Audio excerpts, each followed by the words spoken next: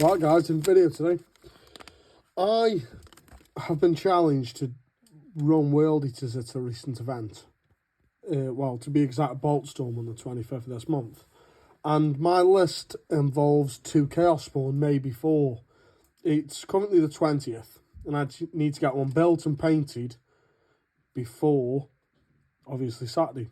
But I'm thinking instead of going out and spending money on something I probably won't use again, I thought I'd give it a go and build my own. So I've been to the range near me and picked up some air drying clay, some poly balls, some embossing tools, some wire, which has cost £6, and then I've got a shed load of like bits from Bits Boxes, Tyranid bits, Chaosy bits, horns,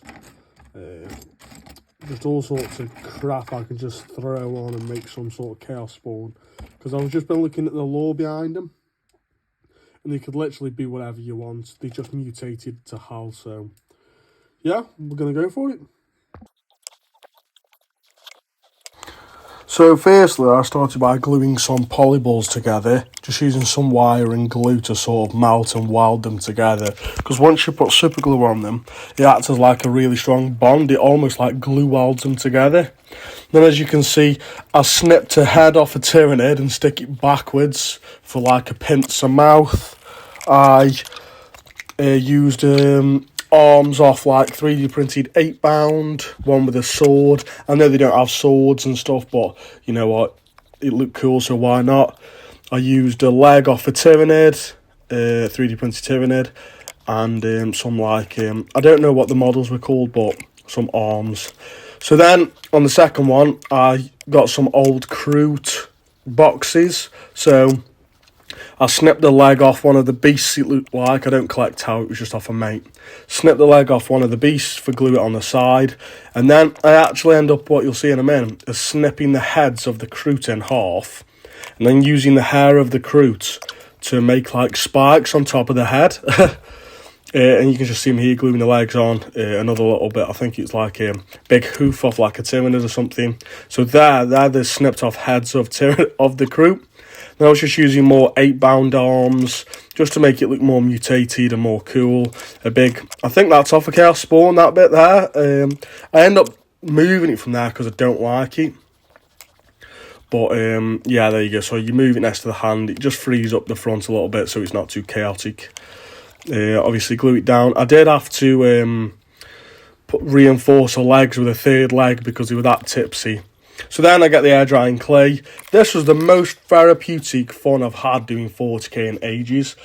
Like smashing all of the clay down into the crevices and like texturing it all up was so fun.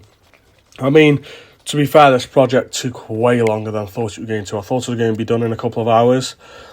I think it took me 3 days and I've been working on for like 4 hours a day. But then again, I really enjoyed it and it looked cool. So then in this bit you can see me embossing it. I brought like a little tool and I was sort of going for like a corrupted, like mutated skin effect. So like putting loads of holes and crevices in there, smoothing it all out and then like roughing it up. I ended up as well, before I painted it, you'll see in a different video, because I'm going to do this in 2 parts. One going to build it and one's going to be painting it, because painting them was a right ball ache.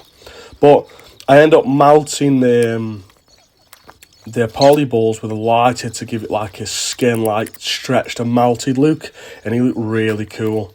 But that's in the next video. So as you can see here, I was just going around and rolling sausages all around the different, to make it look like it wasn't just stuck together, like where the arms would come out of the balls, giving it some like muscly texture and like skin.